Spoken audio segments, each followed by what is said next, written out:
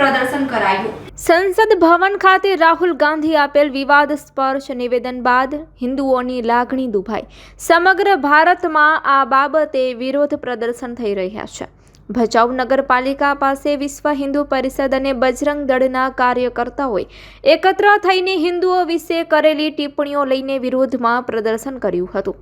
હિન્દુઓ વિરુદ્ધ કરવામાં આવેલી ટિપ્પણી બદલ હિન્દુ સમાજને આઘાત લાગ્યો છે તે બાબતે ભચાઉ મધ્યે વિશ્વ હિન્દુ પરિષદ બજરંગ દળ દ્વારા વિરોધ પ્રદર્શન કરવામાં આવ્યું હતું। સૂત્રોચ્ચાર કરી રાહુલ ગાંધી હિન્દુ સમાજની માફી માંગે એવી માંગણી રજૂ કરવામાં આવી હતી।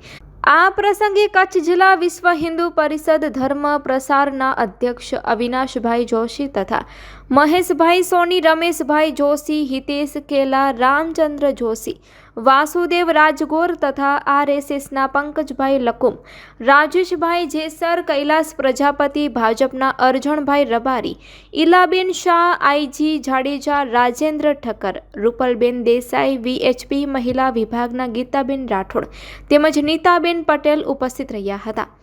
રિપોર્ટ બાય ગન્ની કુંભાર, ભચાઉ। વિશ્વ હિન્દુ પરિષદ ધર્મ પ્રસાર તાજેતરમાં સંસદમાં વિપક્ષના નેતા રાહુલ ગાંધી દ્વારા હિન્દુઓ વિશે જે અભદ્ર ટિપ્પણી કરવામાં આવી હતી, હિન્દુઓને હિંસક ચિતરવાનો પ્રયાસ કર્યો છે, હિન્દુઓને અનીતિ અને અસત્યવાદી કહેવાનો જે હીન પ્રયાસ કર્યો છે, જેને આજ ભચાઉ શહેર વિશ્વ હિન્દુ પરિષદ અને બજરંગ દળ દ્વારા સખ્ત શબ્દોમાં વખોડી કાઢવામાં આવે છે।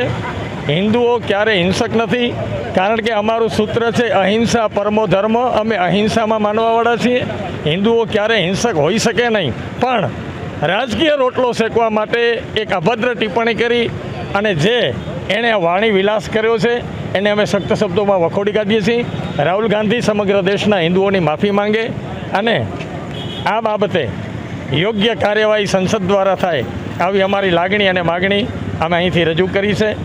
અને આજ સમગ્ર ગુજરાતમાં દરેક તાલુકા મથક ઉપર આ રીતના કાર્યક્રમો થઈ રહ્યા છે અને મહામહિમ રાષ્ટ્રપતિજીને પણ આવેદનપત્ર વિશ્વ હિન્દુ પરિષદ પ્રદેશ દ્વારા આજ મૂકવામાં આવી રહ્યું છે। હું શાહ ઇલાબેન ગોવિંદજી ભચાઉ અને કચ્છ જિલ્લામાં ઉપપ્રમુખ છું અને નગરપાલિકામાં ચૂંટાયેલી છું। મહિલા કોલેજ પણ ચલાવું છું।